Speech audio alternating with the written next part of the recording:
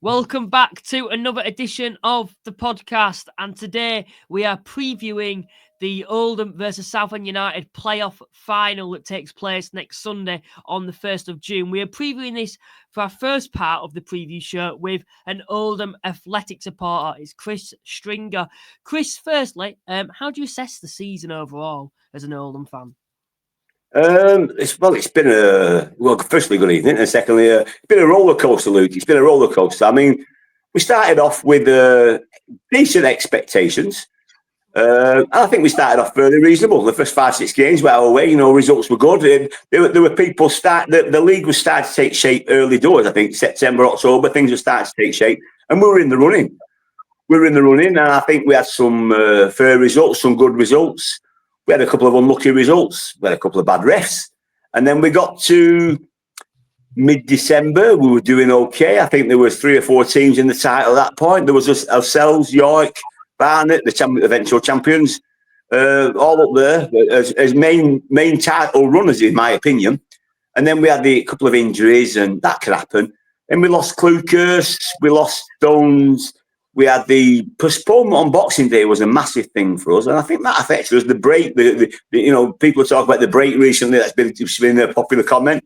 I think we had a break in the early new year, and that we lost our momentum. We lost the players, and the season went down. Then for the rest part of the season, we seemed to be treading water, miraculously staying in the playoffs. I don't know how we did that. I mean, yourselves included. We were still in the playoffs coming in the season, and I think more luck than management. It felt like, but. It seemingly so. Mickey Mellon had it all under control and was bringing us in for this master plan to finish the season off strongly. We started well, dipped off, come back a bit better, and we've come strong in the playoffs. So that would be my assessment of the season in a nutshell. Decent, good, average, poor, brilliant. That's how I assess it, Luke. Yeah, that's how I assess it. I think for me, I look at Oldham and I do feel like there's 3 different squads this season. I don't know if you agree with that. There's that first third of the season where Oldham were on top form, I thought, overall. So had some great individuals, of course. That squad kind of got dismantled slightly. You had injuries to players. Players obviously went and got sold. Players returned to their parent club. And then that second half, that second third, it felt like the replacements were coming in. A lot of them were getting injured. A lot of them weren't up to scratch at first. And it did feel like Oldham could potentially slip out of the playoffs and that they were blowing it. And kind of going back to last season, I thought as well, the Oldham of last season in that second third. And then in the final third, it felt like everything was kind of falling back into place in a way. And I think you got stronger, players returned from injury, made a few additions. Like Manny Mumford's back. Players got into good form as well. Would you agree with that? Yeah, I think that's as an outsider. You've obviously done your own because I think you've assessed that pretty much spot on. I think it's pretty been well publicised that ourselves and yourself have had a lot of injuries, and it did have an effect on us. But I think that the breakdown into a 3-part season has been pretty much that. I think we've been up and down with Mickey on this season, on the season, with it for the backing of the manager and that. But I think the fan base has sort of stuck pretty consistently behind the team. They've been up and down again with the manager, but I think now we seem to be all coming together, and it's not just the team, mate. It's the fans. We seem to have a togetherness that I've not seen. I mean, I've had a message off a mate today who come back off holiday last week, and he said to me, Graham said to me, he went. It's been the best, your game, and the York game has been the best 2 experiences in a lifetime of following Latic. And he's as old as me. He's an old man, you know what I mean? So that's it. The last 2 weeks is the pinnacle of our career, and we've been in the Premier League. So, yeah, I'd go, I think that's a bit, you're a good assessment there, Luke. I'll go with that. I think you've got that spot on, mate. But as well, on Mickey Mellon, I know the fan base has been torn through the general season. On Mickey Mellon as a manager, there's a lot of people who've called for him actually being out as Oldham fans. Do you feel like now that you're actually in the playoffs, do you feel like those fans are regretting that? Or do you think this is kind of covering over the cracks in a way, just this playoff campaign? Even if you do go on to get promoted, the regular season wasn't at times good enough? Hang on, I'll just see which hat I'm going to put on here, because I myself have changed hats a few times behind Mellons. I mean, What do you want me to say? Have I got to apologise to him for what I've said myself? Yeah. I mean, No, I've opened it. yeah. Oh, listen, I've criticised him myself, mate. You know, I've been dour, dinosaur. I've used some of the words. You know, and I'm regretting it now, Luke. Yeah, in answer to your question, yeah, I'm regretting it. So I'm sure there's other fans out there. There's fans out there that have stuck by him. There's been fans been called happy clappers. You know, there's been infighting, arguing throughout the fan base because of the Mellon attitude, if you like, people or attitude towards Mellon.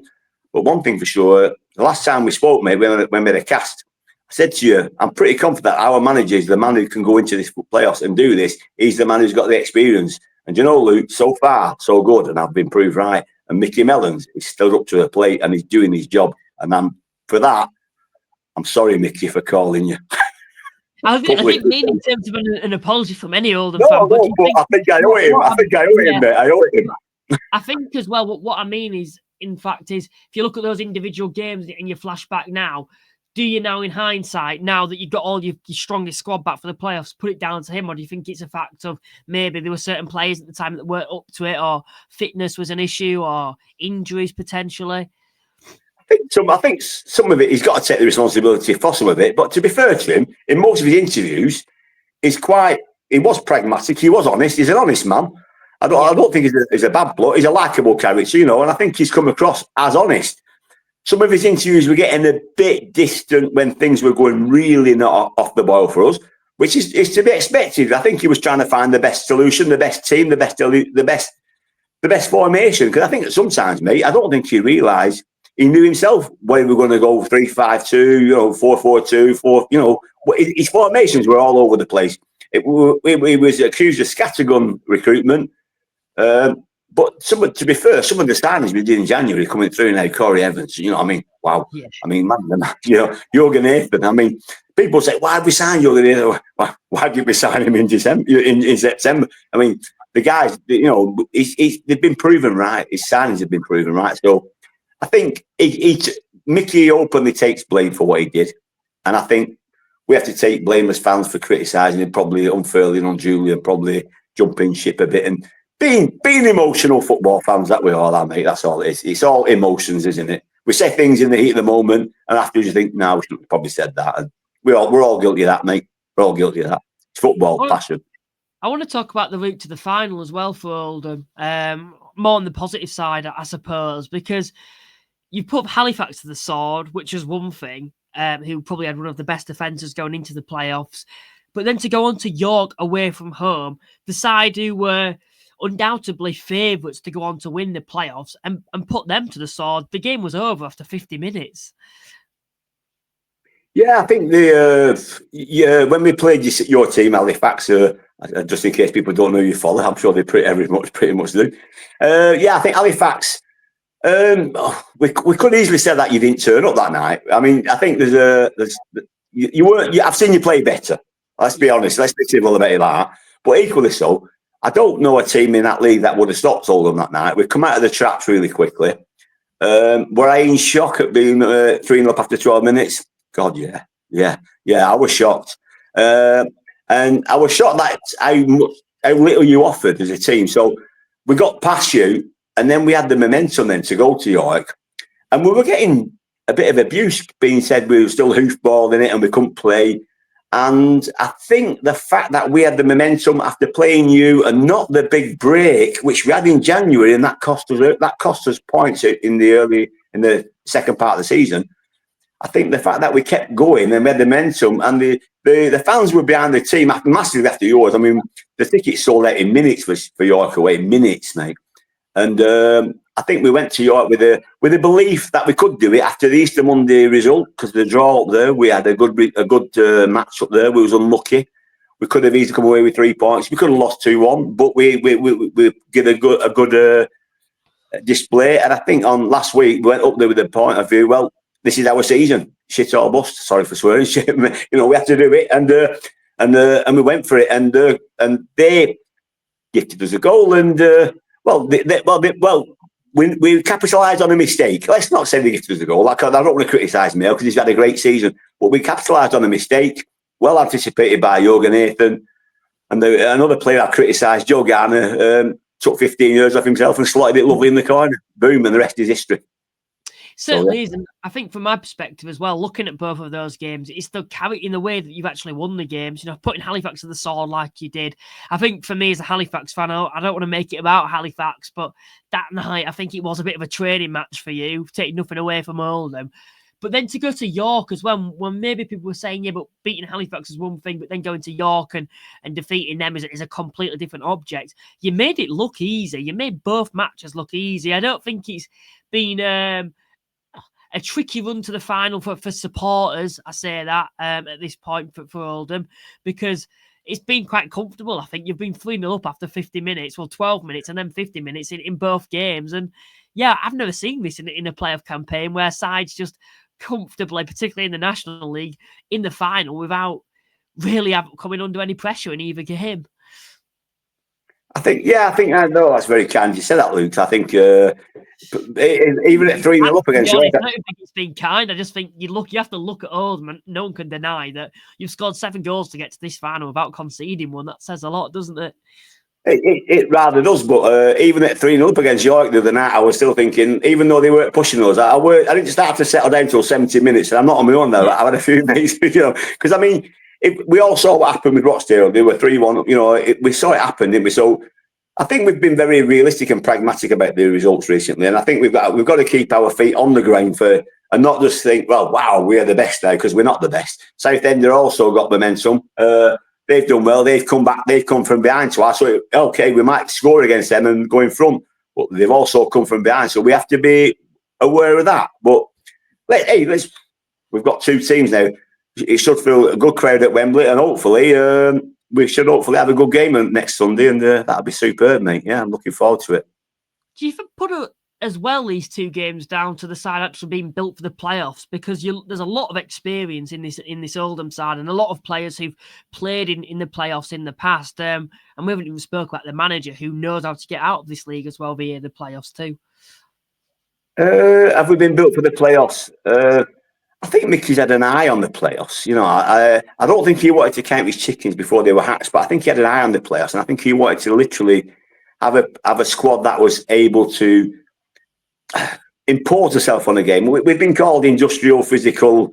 I prefer to say that we can apply ourselves accordingly to who's in front of us, rather than being physical or industrial. We've got a big team. We're a physical team. We've got a presence. We've had some players that have excelled this season. Mike Fondop's been an absolute revelation this season. His best season ever. Manny Montes obviously was actually a massive miss, and he's come back just in time.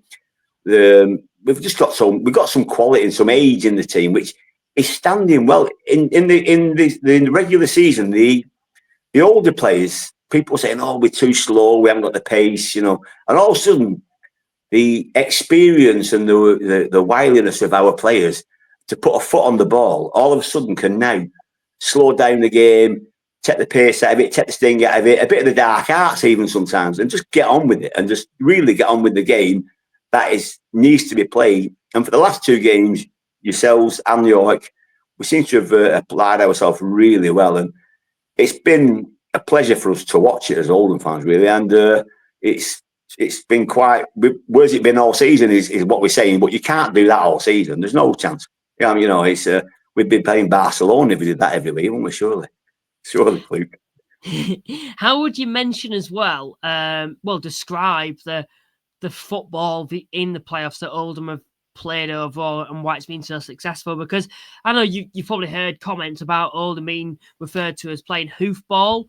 I feel that's slightly unfair. I think I've used that phrase in the regular season before, but I think in the playoffs it's unfair because it does feel like it's quite a negative term to use about a football team that's been successful. But I do see it as an industrial style of football to get you to this point, which has been effective. But that's enough about me. How would you describe it as an Oldham fan?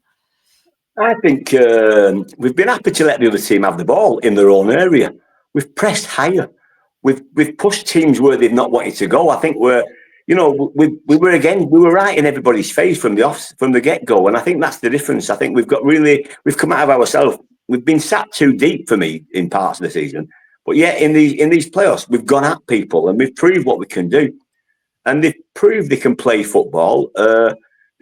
all right. I mean, okay, against yourselves, it was all up in the air. It was the first goals were all headers, weren't they? And the last goal was a class goal, but they were all good goals. But they were from set pieces, all up in the air, headers back across the box. Our aerial power destroyed you, I feel. York City, first goal we've already discussed a bit. Second goal, I thought Fondop was brilliant. He outrun a player who's had a great season and pushed the ball back to a young lad who found a diamond slot into the corner. And the third goal, I thought, was reminiscent of the guy who scored against us at Alder shot away when the ball went out to the wing and they powered down, flicked across, and a lovely header, and it was in the back of the net. I think we've played some good football, some good tactical football, some really good width. And I think we've been multi-dimensional on that. We've gone inside, we've gone outside. We've played with 5 in the middle of this last game, and it was strength. I think we had strength in numbers in midfield, and it showed. And they were happy to run up and down the pitch and defend.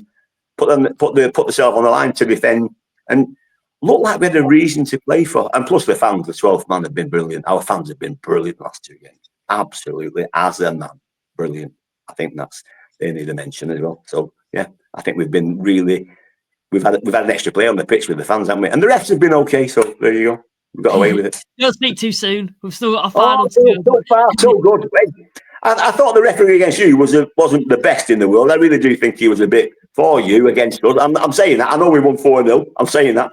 But I was concerned in the time. He was a bit odd. And even Mellon's referred to that. To be honest, it was that bad, the game. I wasn't even thinking about the refs, so I can't really give a judgment if you were good or bad, to be honest. I don't remember anything standing out to me of him being poor, but to be honest, I had my head in my hands for the majority of that match, to be honest. Oh, I'm sorry about that, Lou. But hey, listen, your turn will come. I mean, hey, listen, but we're not there yet. We're only in the final. We're in the final. Half the job's done, I think, and that's where we're all keeping our feet on the ground. You know what I mean? There's a lot of. Luckily, we've got some decent banter going on with the Southend fans at the moment. It's all quite respectful. So let's hope it stays that way because it's pretty good at the moment. It's all adult at the moment. There's nothing nasty going on because we've both been in the same situation. Both clubs have been through in the muck lately, and we're both coming back from where we shouldn't have been. And whoever wins on Sunday, it's a success story for this football. That's all it is. A success story for the league. I think as well with both clubs too, Oldham and Southend, they're very similar sized clubs. They've got very similar histories. I know Oldham have been in the Premier League, but Southend have been quite far up the football pyramid. Yes, not the Premier League, but they've been quite far up the football pyramid themselves. And there's a lot of similarities between two clubs. I think in terms of the whole division, these are the two that are capable of bringing the most fans as well to Wembley. It is, I think, at the start of the season, if you were to pick a dream final, you would probably have it between these two clubs in the National League. And it does really feel like it's set up to be a very good final. But coming on to Southend from your perspective as well, it does feel like if they got promoted, it really would be the fairy tale ending because of everything that's gone on behind the scenes. I know Oldham have had their own issues, but not as recent. Obviously, it has been recent, but not as recent as Southend, and maybe not to. You're probably going to disagree with me here, but the same extent, maybe it were bad at Oldham. I'm not saying that, but it wasn't to the same extent where you were a day out of going out of existence potentially in the National League in the regular season, and. I think you're probably going to have to admit that everyone's there looking at Southend thinking it really would be the fairy tale ending if they could get promoted to the National League, but into the Football League, I should say, with them sneaking into the playoffs on the final 2 game weeks, everything they've gone through, the amount of injuries they've had, Kevin Mayer as well at the helm. Just feel like everything's leaning towards them. And then the icing on the cake, them getting back to the Football League. But as an Oldham fan, how do you look at that? Well, firstly, I take on board what you say about Southend, and then we empathise completely with Southend when they were going through what they were going through, mate. I mean, no reasonable football fan wouldn't empathise with the club that's going through that, and nobody would want anything other than the team to come through it. You know, we've seen too many clubs go by the by, so thank God Southend did, and the fans stuck by them. Mayor stuck by him, and he could have easily got on the job. That man, he could have walked away from that club and got on the job. He's a good manager. He's a capable manager, and he's proved his point by staying where he is. I think, if I remember rightly, and you've got to correct me because I'm going to go this off memory now, but last season they missed out in the playoffs by having a 10-point reduction. Am I right by saying that? Come above Halifax last season if you want for the 10-point deduction. So they were penalised last year not because of the 11 guys on the pitch, but because of bad management and bad administration, as we all have been. And I think for that alone, you've got to doff your cap to Southend and say respect to them. They've come back from nowhere. Last year they put in a great run towards, and they still only just missed out last year, didn't they? They were really unlucky. And and this year it wasn't a shock when they come into the playoffs when they got that result against us 1-0 when the referee didn't give the penalty, because I'm going to hark back to that because I will. But I thought they're going to get into the playoffs here. I mean, obviously Gateshead will be upset because they felt they probably deserved to after being over the season. But I mean, you get what you get. You deserve your football. I mean, Southend put themselves forward and they got the results, and they held off Gateshead on the final day of the season and got into the playoffs. And so I think they're a good team. They've got some good players. I think player for player, we're as good as them. It probably is not. I think we're slightly better. I think player for player. I'm not. Yeah, man to man. I'm not calling them. I'm not saying they've got some good players. They've got one or two I'd like on our team, and I'm sure they've got one or two. We've got one or two they'd like on their team. So that's probably the best way to put it. But I think manager-wise, I think Mickey's got it over their manager. Experience as in playoffs and knowing what it's all about. But they've got a good manager, they've got a good squad, and they've got a feel-good feeling, and they've got a great fan base. So it's all good ingredients for a good club. It's fair play to them. And if we beat them on Sunday, I hope they do well next season. And if they beat us on Sunday, good luck to them, and I hope we do well next season. So what can I say? Yeah, as well for them as well. We speak about momentum being a powerful thing. I think for them particularly, it is like Oldham too. Is the fact that they only got confirmed a playoff spot on the final day. It was only the second game week of the season they weren't even in a playoff spot. Whereas Oldham have kind of known, and I know there's been times this season where it did feel like you're going to fall out, but Oldham throughout the season have spent the majority of the season in the playoffs. So I suppose when you put it like that, you would say the pressure slightly is on Oldham compared to Southend. Is that something you'd agree with? I don't. I won't like to say the pressure's on for next week, mate. I think purely because, and I'm going to say something stupid, we finished higher than them. Yeah. Well, I tell you, I'm sick of your white fan at 23 points. I've heard it all this week, mate. Listen, it doesn't matter. It doesn't matter. It's a cup match. These are cup matches, and at the end of the day, it's a cup match. And it's whoever turns up and stands up on the day, and it could be a mistake, it could be a referee decision, it could be a brilliance, a worldie. We don't know, but on the day, it's all down to the result on that one day. And I think, with all respect, I think Southend have to be respected, and so do we. And I don't think we have to fear them. And I don't think they're probably not fearing us. They've probably got one eye thinking, the Oldham have been a bit, to bulldoze York like that would quite a good thing, you know what I mean? But having said that, let's be fair, they turned over, well, all right, they got a result at Forest Green, from behind. And, they didn't beat Forest Green, did they? They beat them on penalties, but they got a result at Forest Green. So that's not to be sniffed at. So I think we can do it, but equally so, are we under pressure?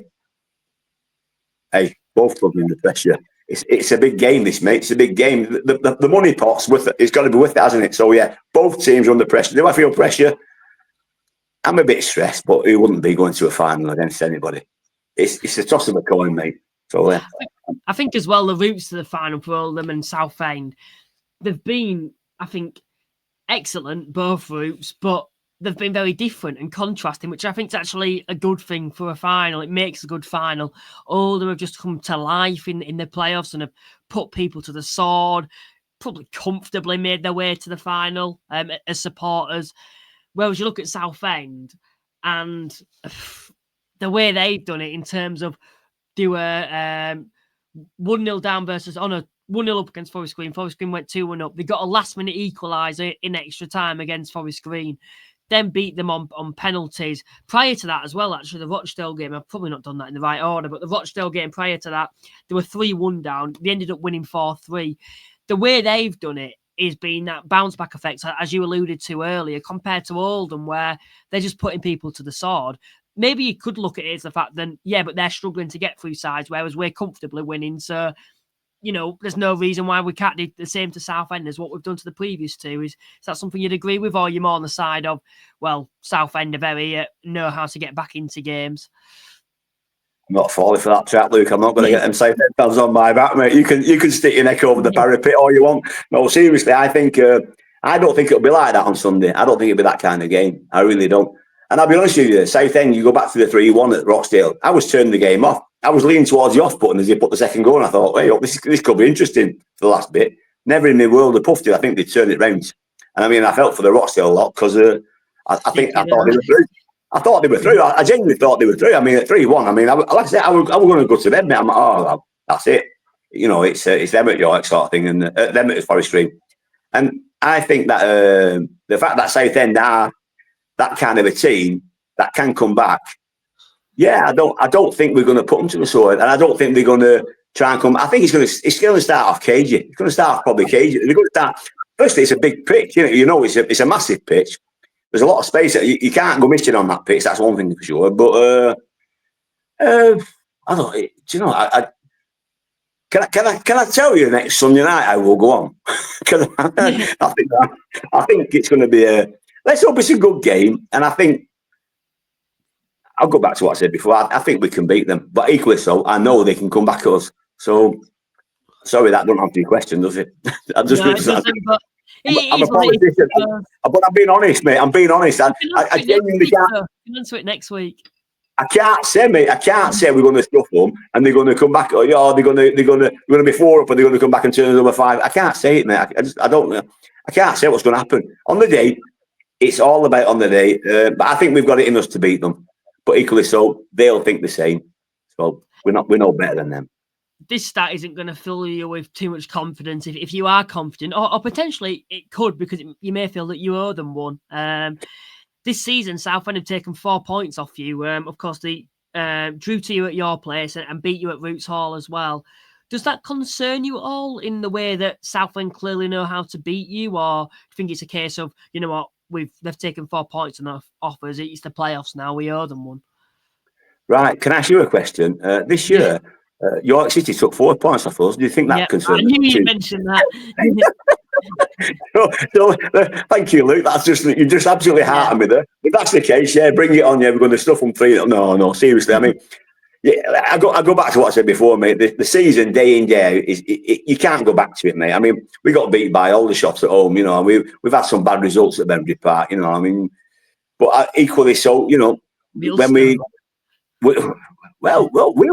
beat them. At home? Thought you lost. No, we beat them. Oh, I might be getting mixed up. I'm thinking the year before then, I think.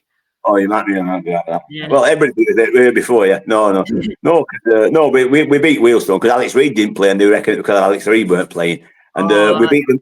We beat them away 1-0 and that was a scrapey win. But no, going back to Southend, they took 4 points. So let me get this right. Let me put it another way to you. We've had we come to our place, we had a 1-1 draw, and I think they were lucky to get a 1-1 draw at our place, but they got a 1-1 draw. We went to their place and they beat us 1-0 when we should have had a penalty because the referee definitely missed one, and that was 1-0 to them. So that's a draw, a defeat, which you a win. There you go. How's that for an answer? Yeah, I thought you'd look at it from that perspective. There's nothing wrong with that at all. About being optimistic. You've got to remain optimistic. But as well, in this final, who do you think, based on what you've seen in the playoffs or potentially players who may come in, who do you see coming to life in this final for Oldham if there is to be anyone?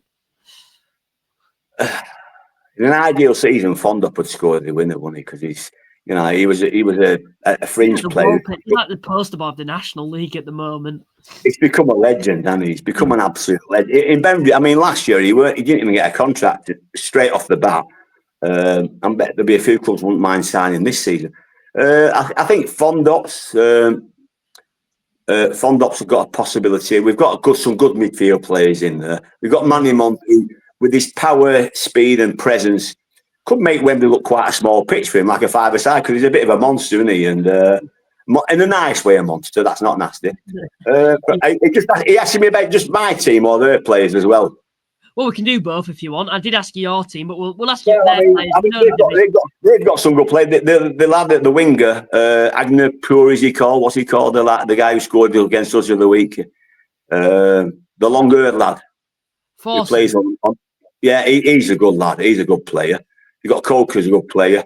Smith, yeah, they've got the bond. They've got a good team of their own. Haven't they? Their goalkeeper's a steady keeper as well. So I don't think they're short on players that can turn up on the day. But equally so, I think they need to. They haven't got the same depth as we've got as in experience. I think. For me, I'm thinking, who's going to turn up? Let's go absolute fairy tale stuff here. James Norwood's going to come off the bench and slide an hat-trick in for you. There you go. And earn his money all at once in one game. Boom, boom, boom, and job done. Because he's a possibility. Yeah, as well. I think he's come off the bench against York, maybe, and that's the only appearance. Oh no, he came on against Halifax. Yeah. But he hasn't really had anything to do with the final third of the season and these playoffs either. And he's probably, at the start of the season, you look at Oldham, you say he's the star man at Oldham, yet Oldham have performed that well. The likes of Fondop have performed that well. Garner's performed that well. He can't even get into the team, and that is scary for the opposition, the fact that Oldham have got players like that on the bench, particularly Southend, because as an 11, I think they're excellent. But when it comes down to potentially the bench, particularly this season, and of course you probably flash back to everything that's gone on, and that's kind of why they've got such a small squad. But the bench is nowhere near the same quality as Oldham. Yeah, I agree with you, Luke, and without being disrespectful to Southend, I think I completely agree with that. I think we have got a big squad.